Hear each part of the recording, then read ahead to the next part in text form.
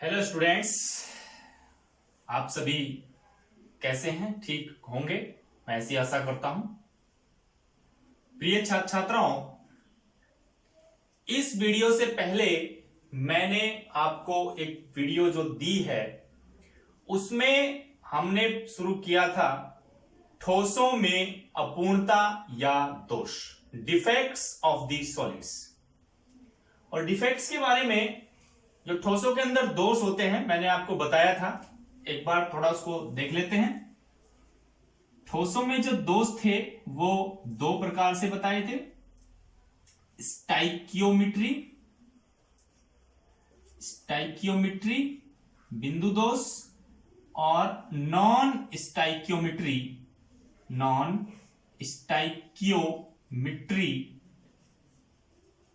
बिंदु दोष। स्टाइकियोमेट्री दोषों को पुनः दो भागों में डिवाइड किया गया था। ये थे शोटकी एवं फ्रेंकेल दोष।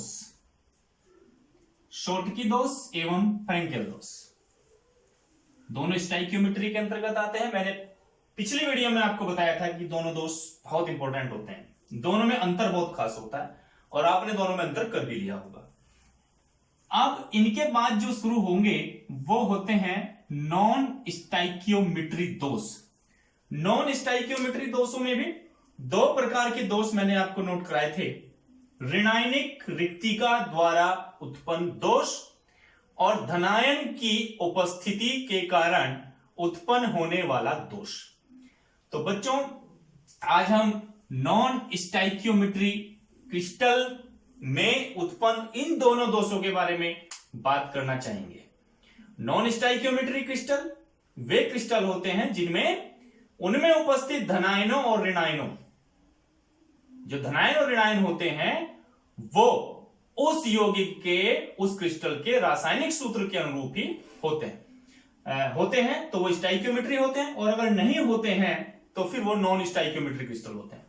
तो नॉन स्टाइकियोमेट्री क्रिस्टल के अंतर्गत दो प्रकार के दोष मैंने आपको बताया। पहला, ऋणायनिक रिक्तिका द्वारा उत्पन्न दोष। आइए इसको शुरू करते हैं। फर्स्ट है ऋणायनिक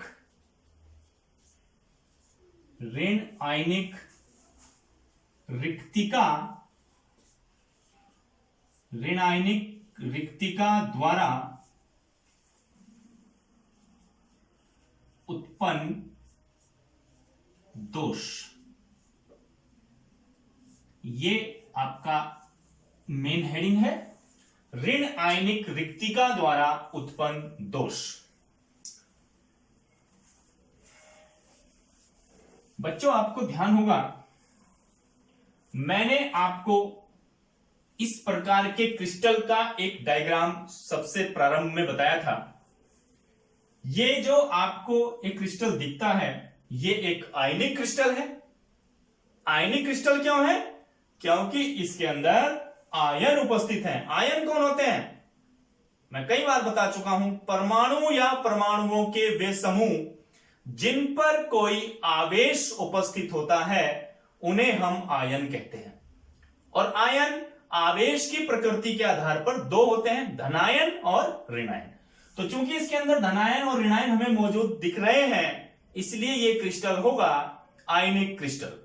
इसमें हमने माना जो A पॉजिटिव है वो धनायन और B नेगेटिव ऋणायन। बच्चों, आपको पता होना चाहिए, जितने भी आयनिक क्रिस्टल होते हैं, आयनिक क्रिस्टलों में जितनी संख्या में धनायन उपस्थित होते हैं उतनी ही संख्या में ऋणायन भी उपस्थित होते हैं। Number of cations is equal to number of anions. दोनों की संख्याएं सदैव बराबर होंगी। अगर ऐसा नहीं है किसी क्रिस्टल के अंदर, तो उस क्रिस्टल का अस्तित्व संभव नहीं होता है।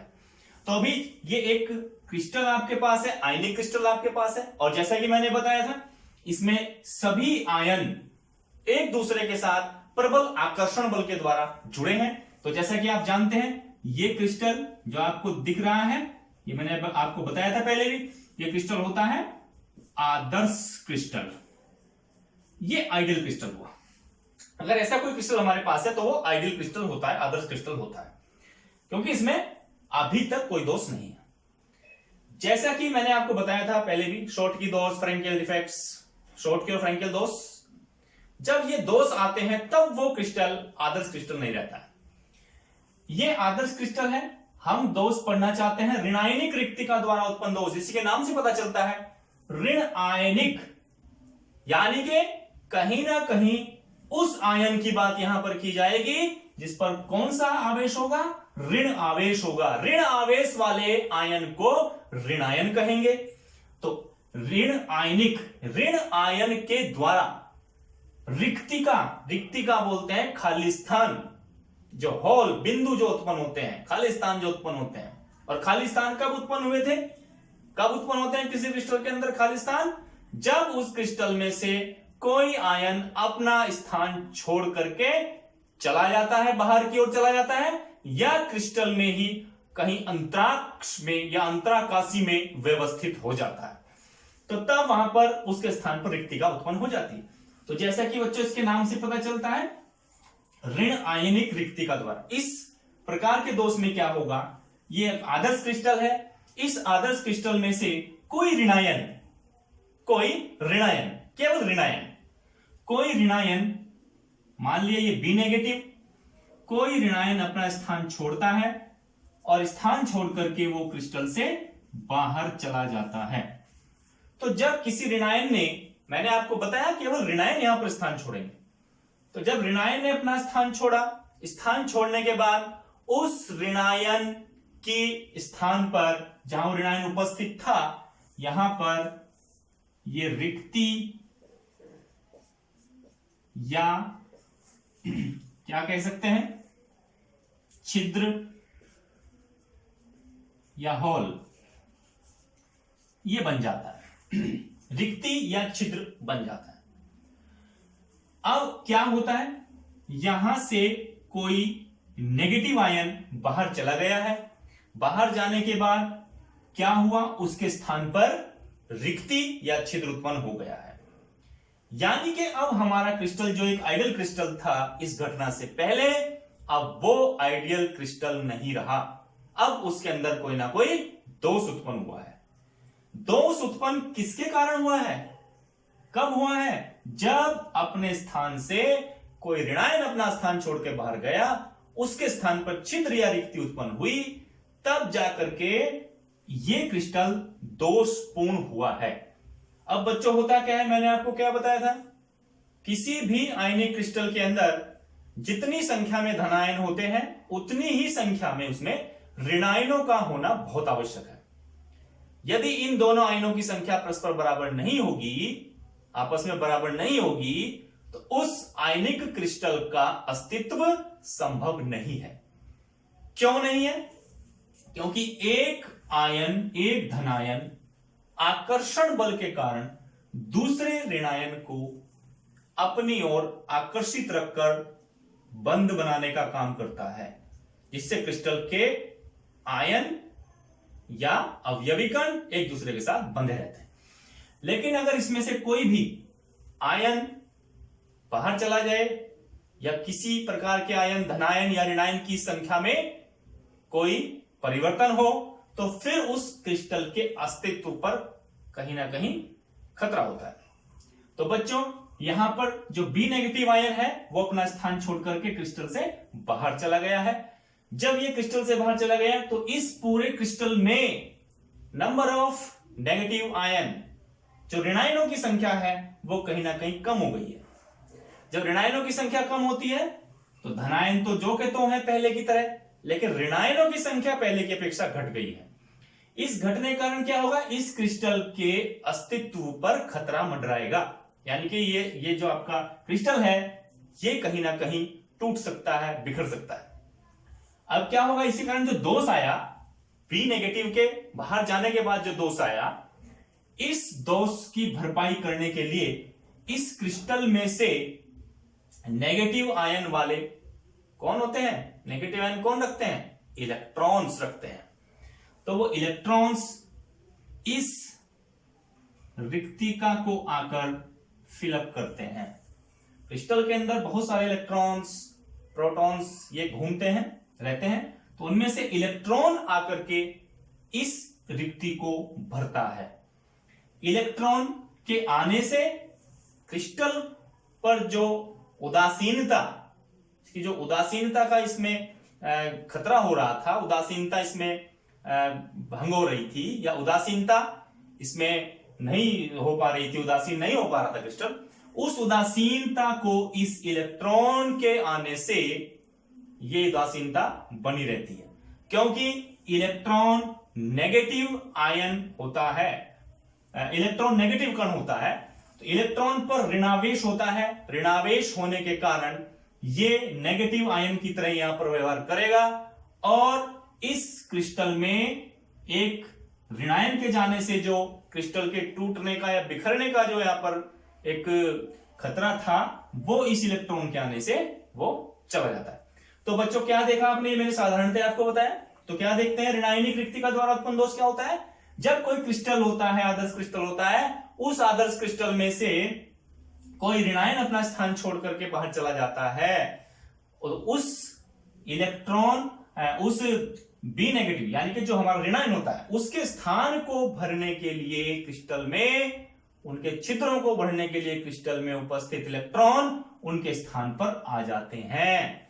तो इस प्रकार से ये जो दोष हो रहा था वो किसके कारण हो रहा था, ऋणायनों के कारण, इसलिए इस दोष को नाम दिया गया ऋण आयनिक रिक्तिका द्वारा उत्पन्न होने वाला दोष।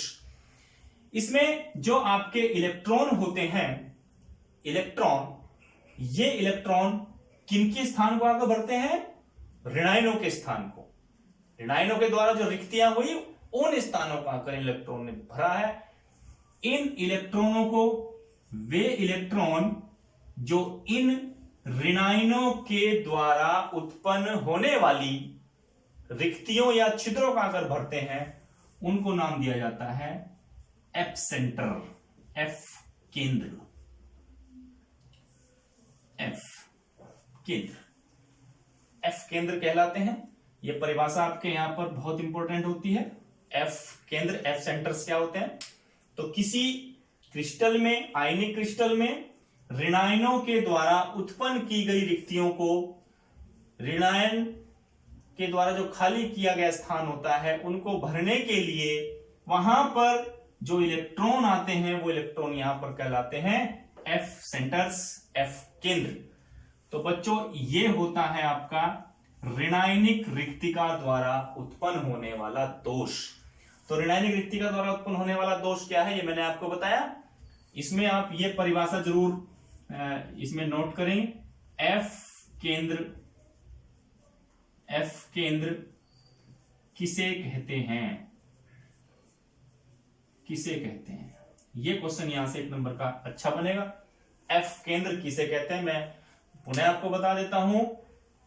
किसी आयनिक क्रिस्टल में जब कोई ऋणायन अपना स्थान छोड़कर जाता है, तो उन ऋणायनों की रिक्तियों को भरने के लिए जो इलेक्ट्रॉन आकर के उन छिद्रों में भरते हैं, उन इलेक्ट्रॉनों को हम एफ सेंटर्स या एफ केंद्र कहते हैं। ये इसकी डेफिनेशन हो सकती है।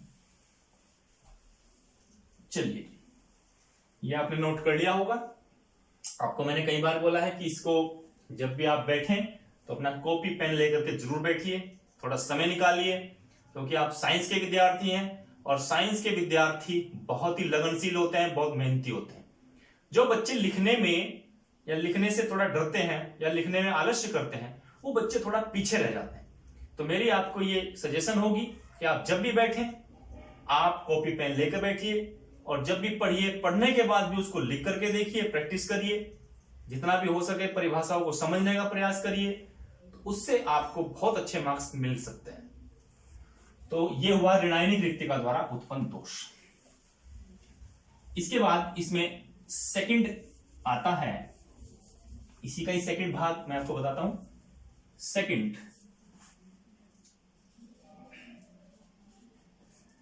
धनायनों की या धनायन की उपस्थिति से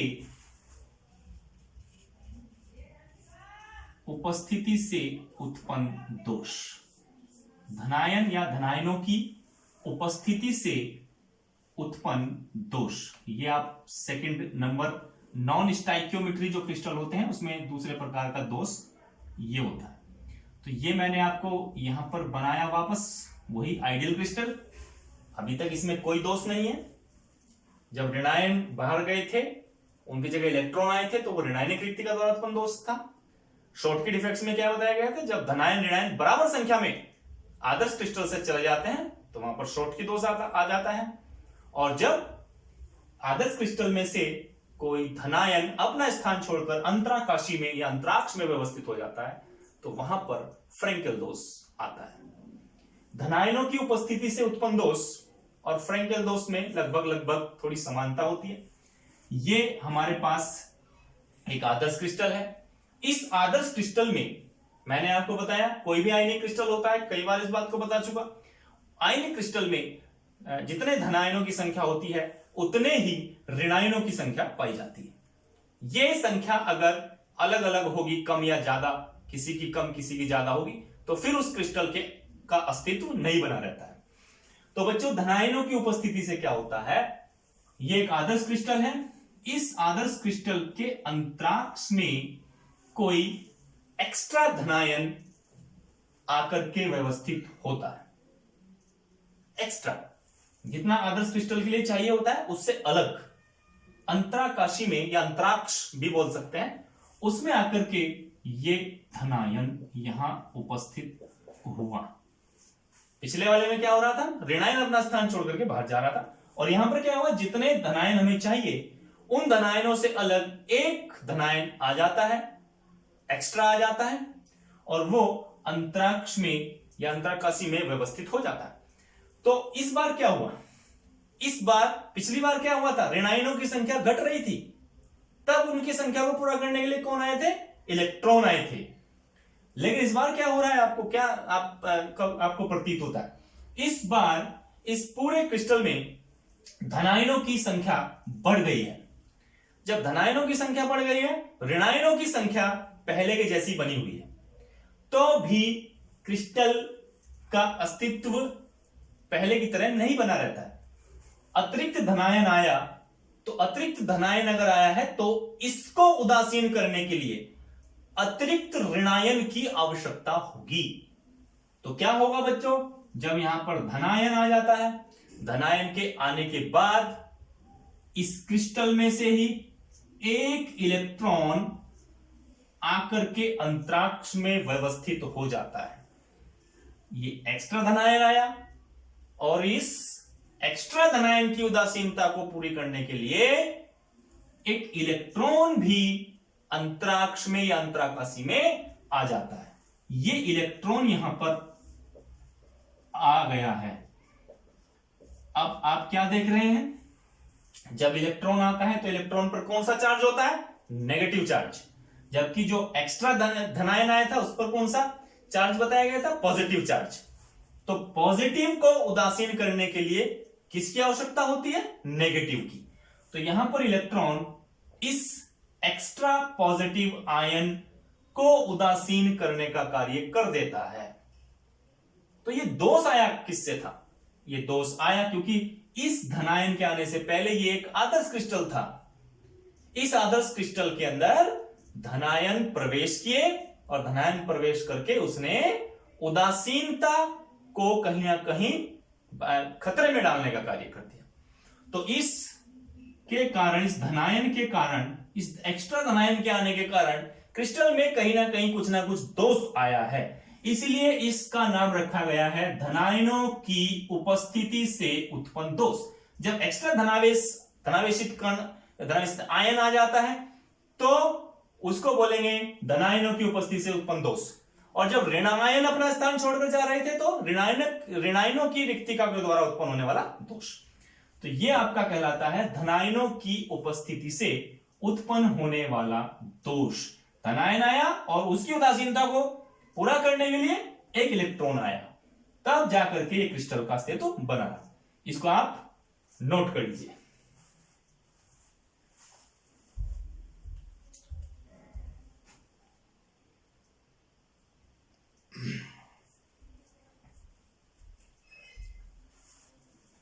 तो बच्चों ये आपने नोट कर लिया होगा, देख लिया होगा। चलिए, ये आपके हो गए स्टाइक्योमेट्री और नॉन स्टाइक्योमेट्री क्रिस्टल के अंदर पाए जाने वाले दोष। तो ये दोष बहुत इंपॉर्टेंट रहते हैं, जैसा मैंने बार बार आपको बताया है, ये बहुत खास है, इंपॉर्टेंट है, इनको आप जरूर करिए। और बीच बीच में मैं आपसे ये कई बार ये अपील भी कर चुका हूं कि कृपया करके जो ये YouTube के माध्यम से मैं आप तक अपनी वीडियोस पहुंचाने का कार्य कर रहा हूं, सभी बच्चों से, चाहे वो हमारे विद्यालय के बच्चे हों, बाहर के बच्चे हों, सभी से मेरा ये निवेदन है कि राजीव सैनी नाम से मेरा YouTube चैनल है, उसको आप सब्सक्राइब जरूर करें और उसमें कमेंट्स भी लिखें। सब्सक्राइब करें, कमेंट्स लिखें और बेल आइकन जो उसमें होता है उसको भी आप दबा दें। जब आपके कमेंट्स आते हैं या जब आप उन वीडियोस को देखते हैं तो उससे हमारा हौसला बढ़ता है। तो आप सभी से ये निवेदन कि इस चैनल को सब्सक्राइब जरूर करें। चलिए,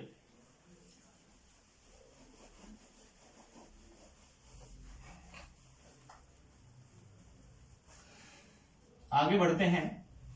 नंबर 3, पहला नंबर स्टाइक्योमेट्री दोष, दूसरा नंबर नॉन स्टाइक्योमेट्री दोष।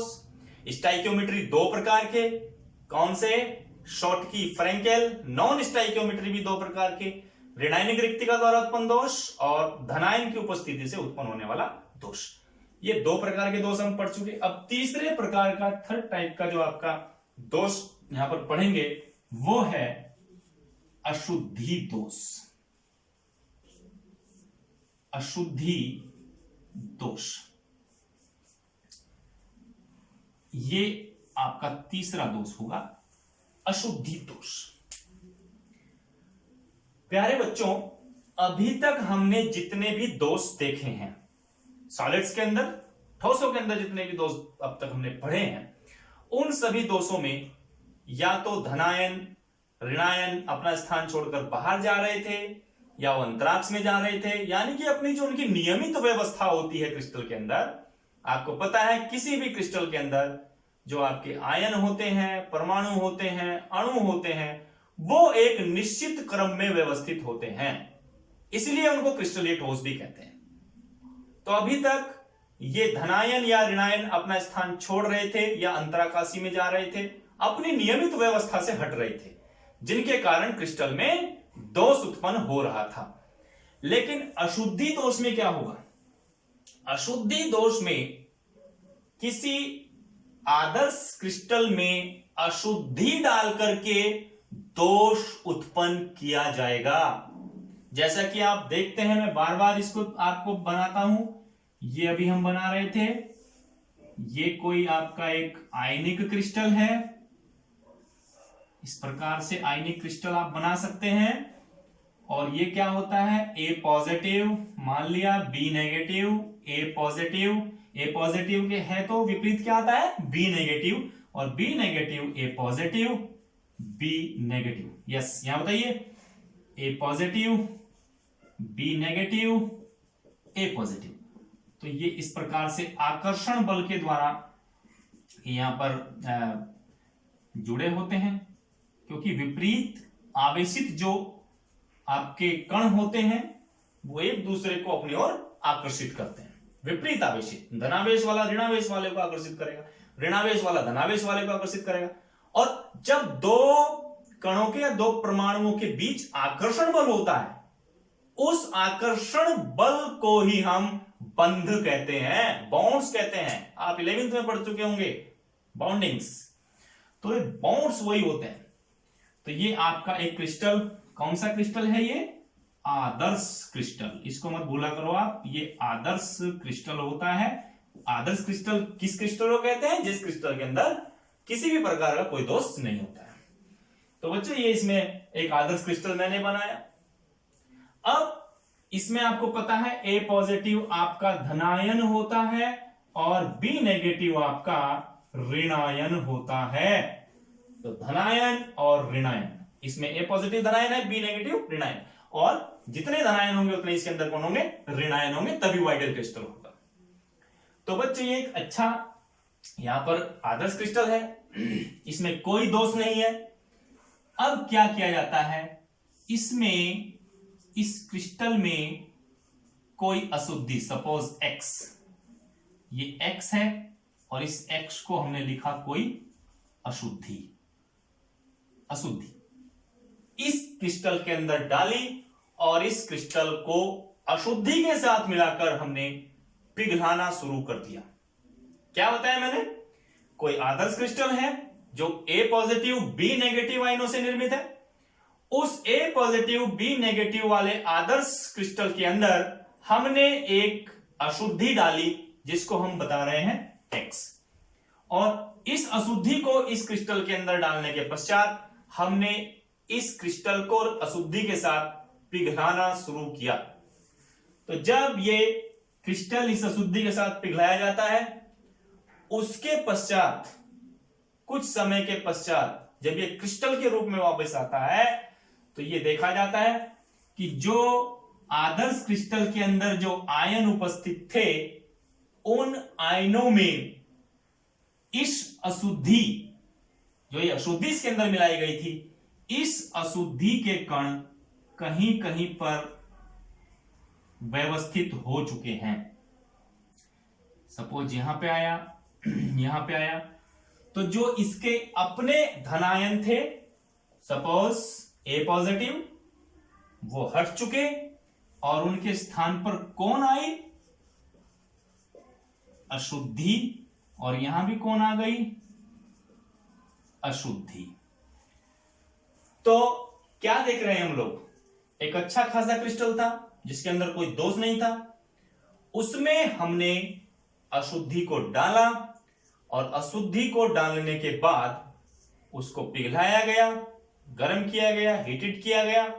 तो क्या देखते हैं, कुछ स्थान पर उस क्रिस्टल की जो नियमित व्यवस्था थी उसमें अंतर आया, उसमें जो अपने उसके आयन थे, अपने नियमित ion A positive B negative, तो वहां पर उस अशुद्धि के आयनों ने अपना स्थान ग्रहण कर लिया है।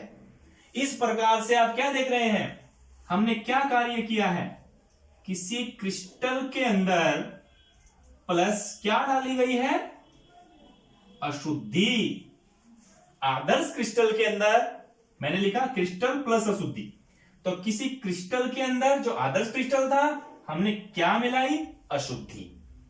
किसी भी क्रिस्टल में, कोई भी क्रिस्टल आपका है, आइडियल क्रिस्टल है, उस आइडियल क्रिस्टल में यदि कोई अशुद्धि मिलाई जाती है तो इस अशुद्धि मिलाने की जो प्रक्रिया है उसका नाम होता है डोपिंग।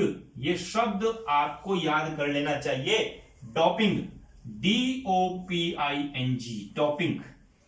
तो डोपिंग ये एक परिभाषा आपके यहां आती है। इससे पहले मैंने एक क्वेश्चन आपको बताया था, what is F centres, F केंद्र क्या होते हैं। दूसरा क्वेश्चन आप जरूर नोट कर लीजिए, डोपिंग किसे कहते हैं।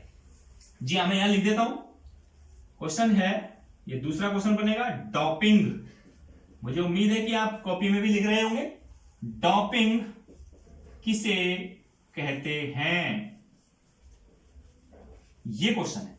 तो डोपिंग किसको कहते हैं, डोपिंग किसी क्रिस्टल में जब कोई अशुद्धि प्रविष्ट या प्रवेश कराई जाती है, या किसी क्रिस्टल में अशुद्धि के प्रवेश कराने की प्रक्रिया को हम डोपिंग कहते हैं। ये जो हम इस A पॉजिटिव B नेगेटिव वाले आयनिक क्रिस्टल के अंदर X अशुद्धि डाल रहे हैं, ये प्रक्रिया ही आपकी कौन है, डोपिंग की प्रक्रिया है।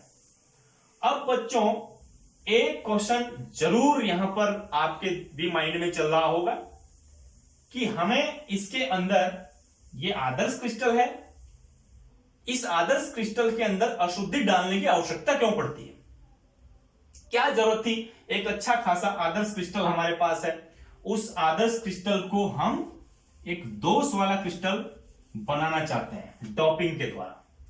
तो ऐसा क्यों होता है, इसका एक प्रॉपर कारण है।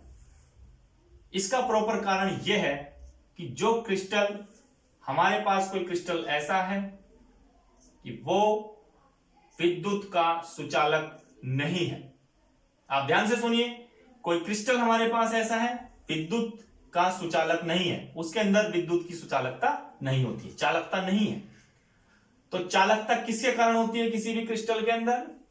कोई भी क्रिस्टल हमारे पास है उसके अंदर इलेक्ट्रॉनों के कारण होती है। अगर वहां पर इलेक्ट्रॉन उपस्थित हैं तो उसके अंदर धारा का प्रवाह चल सकता है। या किसी आयनिक क्रिस्टल में, जो आपका आयनिक क्रिस्टल होता है, उसको यदि आपने विलयन अवस्था में उसको आप लेके आए हैं और उसके अंदर कोई इलेक्ट्रोड धातु की छड़ रख करके धारा प्रवाहित करते हैं तो आयनों की गति के कारण उसमें धारा का प्रवाह होता है। यह आपको थर्ड चैप्टर जो आपको वैद्युत रसायन पढ़ाया जाएगा उसमें अच्छी प्रकार समझाया जाएगा। तो डोपिंग की प्रक्रिया की आवश्यकता क्यों पड़ती है?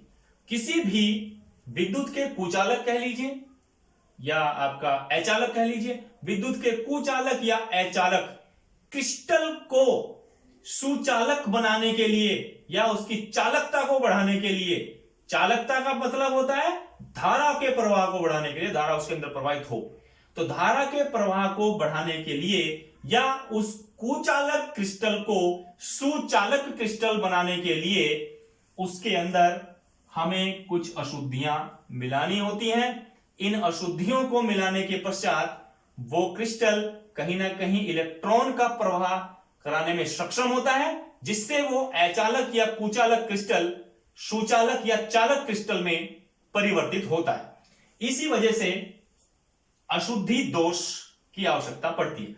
नेक्स्ट टॉपिक में मैं आपको बताऊंगा अभी ये अशुद्धि मिलाने से किस प्रकार चालकता का निर्माण होता है और किस किस प्रकार के चालक हो सकते हैं। ये बाद का विषय, इस पे चर्चा होगी। तो फिलहाल आइए अशुद्धि दोष पे। अशुद्धि दोष मैंने आपको बताया जब किसी आयनिक क्रिस्टल में, जो आयनिक क्रिस्टल हमारे पास है उस आयनिक क्रिस्टल में यदि हम किसी अशुद्धि को प्रविष्ट कराएं, और जैसे मैंने बताया आयनिक क्रिस्टल में अशुद्धि को प्रविष्ट कराने की जो प्रक्रिया होती है उस प्रक्रिया का नाम क्या बताया गया था? डोपिंग कहते हैं। तो जो डोपिंग की प्रक्रिया कराई जा रही है, डोपिंग के करने से जो आपके आयनिक क्रिस्टल होता है उस आयनिक क्रिस्टल में कुछ आयनों के स्थान पर अशुद्धि वाले पदार्थ के आयन या कण वहां पर व्यवस्थित हो जाते हैं, स्थापित हो जाते हैं। इस प्रकार से एक आदर्श क्रिस्टल में अशुद्धि को मिलाने के बाद दोष उत्पन्न हो जाता है, इसलिए इस दोष का नाम रखा गया है अशुद्धि दोष। ये अशुद्धि दोष अपने आप नहीं होता है, इसको उत्पन्न किया जाता है। तो बच्चों इसमें मैं आपको एक एग्जाम्पल बताता हूं। ये ए पॉजिटिव बी नेगेटिव तो किया ही, इसमें एग्जाम्पल लेते हैं।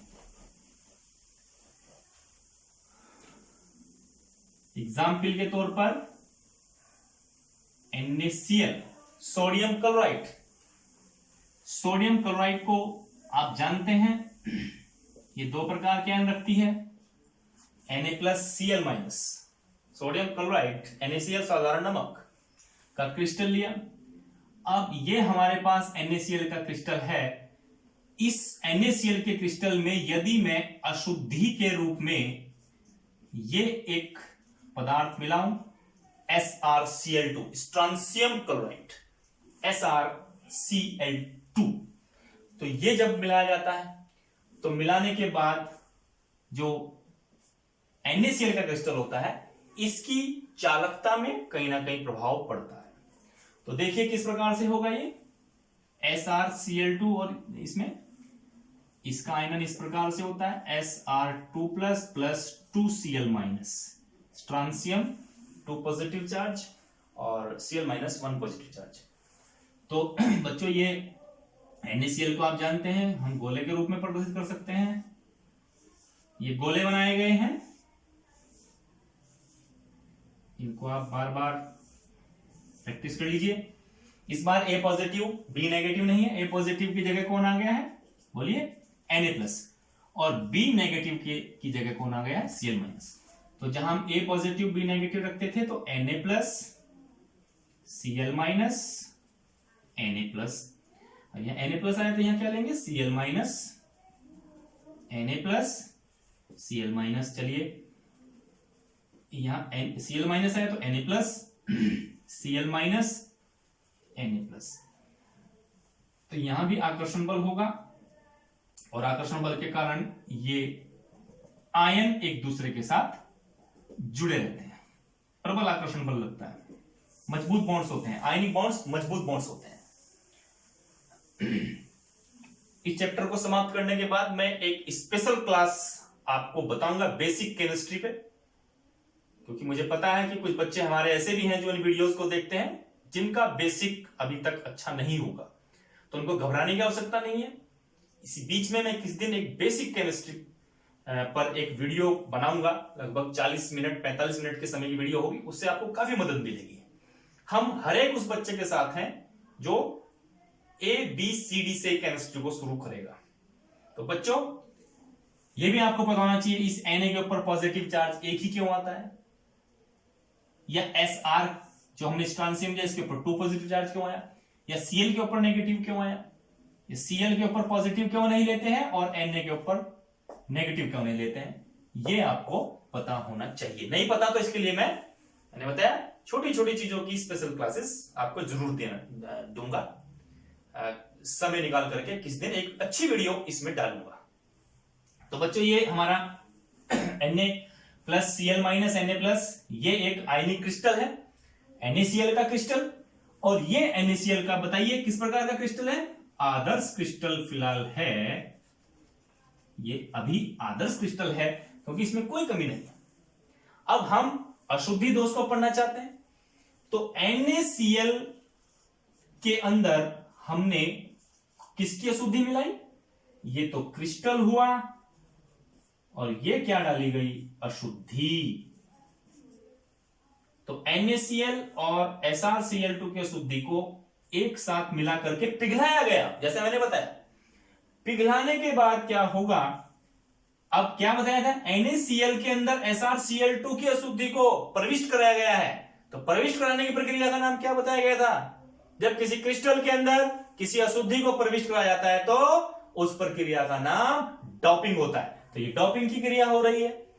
अब होता क्या है, जब इन दोनों को मिलाकर के पिघलाया जाता है तो Na प्लस सोडियम के जो आयन होते हैं उनके स्थान पर इस क्रिस्टल में कुछ स्थानों पर Na प्लस के की जगह Sr प्लस अपना स्थायित्व, अपना अस्तित्व वहां पर जमा लेते हैं। Na प्लस को हटाया और Sr प्लस आ जाते हैं। तो होना क्या चाहिए था इस पूरे क्रिस्टल के अंदर, आदर्श क्रिस्टल था तो Na प्लस होना चाहिए था, Cl माइनस। अब इस क्रिस्टल में आपको क्या दिखता है, बहुत सी जगह पे तो Na प्लस है और कुछ जगहों पर Sr पॉजिटिव है, यानी कि इसमें धन आयन दो प्रकार के हो चुके हैं, दो तरह के हो चुके हैं। ऋण आयनों से प्रभाव नहीं पड़ने वाला, क्योंकि ऋण आयन यहां भी Cl माइनस ही है और NaCl में भी ऋण आयन Cl माइनस ही है। तो ऋण आयन दोनों सेम कैटेगरी के हैं, एक जैसे हैं, तो उनके जाने से या दूसरे के आने से प्रभाव नहीं पड़ेगा। लेकिन धनायन अलग अलग प्रकार के दिख रहे हैं। एक धनायन आपको दिखता है Na प्लस Sr2 प्लस। तो बच्चों क्या देख रहे हैं हम लोग कि इस पूरे क्रिस्टल के अंदर जहां Na plus Na positive charge होना चाहिए था, उनकी जगह पर कुछ स्थानों पर Sr जो स्ट्रांसियम का आयन होता है उसने उनका स्थान ग्रहण कर लिया, जैसा कि आप यहां देख रहे हैं और जैसा कि आप इस जगह पर देख रहे हैं। ये देखिए ये। तो अब ये क्रिस्टल क्या आदर्श क्रिस्टल रहा? जी नहीं। आदर्श क्रिस्टल कब था? जब जितने पॉजिटिव आयन Na प्लस उतने ही संख्या में नेगेटिव आयन होने चाहिए थे। नेगेटिव आयन तो उतने ही है, लेकिन पॉजिटिव आयन एक प्रकार के नहीं रहे, दो प्रकार के हो गए हैं, एक धनायन सोडियम और एक स्ट्रांसियम। तो बच्चों इस प्रकार से इसमें ये अशुद्धि डालकर पिघलाने से Na प्लस के Na पॉजिटिव के बहुत सारे आयनों को हटा करके Sr प्लस Sr2 प्लस अपना स्थान वहां पर जमा लेता है, जिससे उस क्रिस्टल के अंदर दोष उत्पन्न हो गया है। और दोष उत्पन्न कब हुआ? जब हमने उसके अंदर क्या डाली? अशुद्धि। तो उस दोष को, इस दोष को इसलिए नाम दिया गया है अशुद्धि दोष। तो NaCl के अंदर स्ट्रांसियम क्लोराइड को आप डालते हैं तो स्ट्रांसियम क्लोराइड एक अशुद्धि की तरह व्यवहार करता है और उस क्रिस्टल के अंदर दोष उत्पन्न कर देता है। इस दोष को आप बोलेंगे अशुद्धि दोष। ये अशुद्धि दोष होगा। एक बात मैं आपको और बता दूं, जैसा कि आप देख रहे हैं, जो आपका Na सोडियम का धनायन होता है, इस पर नंबर ऑफ पॉजिटिव आयन कितना है, +1, और Sr 2+, तो स्ट्रांसियम आयन पर पॉजिटिव चार्ज कितना है, 2+, तो Sr 2+ और Na 1+, यानी कि Sr का यदि एक आयन स्थापित करना है, Sr2+ एक आयन होगा, अगर इसको स्थापित करना है तो इसके लिए कितने सोडियम आयन को हटा देगा वहां से, जस्ट अपने से डबल को, यानी कि 2 को। ये भी तो होगा 2+ तो 1+ और 1+ बराबर 2+। तो जब ये अशुद्धि इसके अंदर डाली जाती है स्ट्रांसियम क्लोराइड की, तो क्या होता है, स्ट्रांसियम का जो आयन होता है Sr2+, वो सोडियम के 2 धनायनों का स्थान खाली कराएगा, Sr+ एक जगह और Sr+ एक जगह, जब होता है Sr2+। तो इसका अर्थ यह हुआ कि Sr के जितने भी आयन इसमें स्थापित होंगे, Sr के जितने भी आयन इस क्रिस्टल के अंदर स्थापित होंगे, उससे डबल संख्या में, दोगुनी संख्या में Na+ को वहां से हटना होगा। अगर यहां से 2 Sr को आपको इसमें स्थापित कराना है तो कितने Na वहां से हटाने पड़ेंगे, 4 Na+ वहां से हटाने होंगे, क्योंकि ये वैलेंसी का खेल है। यहां पर वैलेंसी +1 है और यहां पर वैलेंसी +2 है, तो +2 जब स्थापित होगा तो +2 +1 के 2 को हटा करके +2 स्थापित होगा। तो इस प्रकार से आप देख रहे हैं कि ये आपका अशुद्धि दोष है। अशुद्धि क्या डाली थी, स्ट्रांसियम क्लोराइड, किसमें डाली थी, NaCl के क्रिस्टल में। और जब NaCl के क्रिस्टल में अशुद्धि डाली जाती है या किसी क्रिस्टल में अशुद्धि डाली जाती है, उस क्रिया का नाम डोपिंग होता है। और इसके अंदर जब हमने अशुद्धि डाली, अशुद्धि डालने के बाद सोडियम के धनायनों को वहां से हटा करके स्ट्रांसियम के आयन उनके स्थान पर अपना अस्तित्व जमा लेते हैं, इसलिए उस पूरे क्रिस्टल के अंदर अशुद्धि आ गई है। इसलिए इस दोष को दिया गया है नाम कौन, अशुद्धि दोष। तो बच्चों ये दोष आपके आज पूरे हो जाते हैं। जैसे कि मैंने आपको बताया 3 प्रकार के दोष हैं। स्टाइकियोमेट्री में 2 थे, शॉटकी फ्रैंकेल डिफेक्ट्स, इसके बाद नॉन स्टाइकियोमेट्री, ऋणायनिक रिक्तिका द्वारा उत्पन्न दोष और धनायनों की उपस्थिति से उत्पन्न दोष, और तीसरा प्रकार हमारा मुख्य है अशुद्धि दोष। तो इन दोषों को आप अच्छी प्रकार से पढ़ें, मैं इसके नोट्स भी आपको अपलोड कराऊंगा। और जैसा कि मैं बार बार अपील करता हूं कि आप इस चैनल को सब्सक्राइब जरूर करें, लाइक जरूर करें, इसमें कमेंट्स जरूर लिखें, उससे मेरा उत्साहवर्धन होता है। और जितना उत्साहवर्धन आप करेंगे, मैं उतनी अच्छी वीडियोस आपके सम्मुख प्रस्तुत करता रहूंगा। तो बच्चों, जैसा मैंने आपके साथ वादा भी किया है कि अभी कुछ ही दिनों में मैं एक बेसिक केमिस्ट्री पर एक वीडियो आपको स्पेशल दूंगा, जिसमें कोर्स से संबंधित नहीं होगी, बेसिक कोर्स होगा जो केमिस्ट्री का बेस होता है। हो सकता है आप में से 11th में कुछ बच्चे उस बेसिक चीजों को ना पकड़ पाए हों, या समय की कमी के चलते आप ना उनको पढ़ पाए हों। तो आपकी सहायता के लिए मैं इन वीडियोस के माध्यम से आपको सहायता करता रहूंगा। लेकिन जैसा कि आपको बताया, आप अपने घर में रहिए, मेहनत से पढ़िए, माँ बाप का नाम रोशन करिए, और इन वीडियोस को लाइक और कमेंट्स जरूर करिए, चैनल को सब्सक्राइब जरूर करिए। बहुत बहुत धन्यवाद, नमस्कार।